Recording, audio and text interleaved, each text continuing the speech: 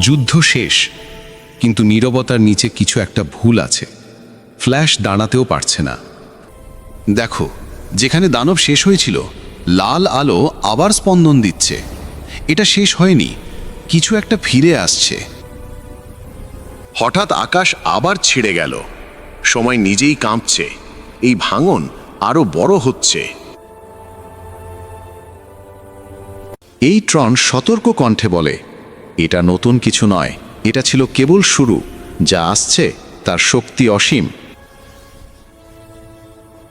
প্রকৃত সত্য প্রকাশ পেল। দানব ছিল মাত্র একটি অংশ।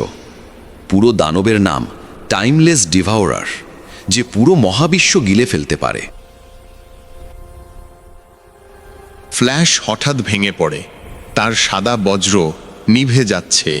এই শক্তি হয়তো তার শরীর সহ্য করতে পারছে না।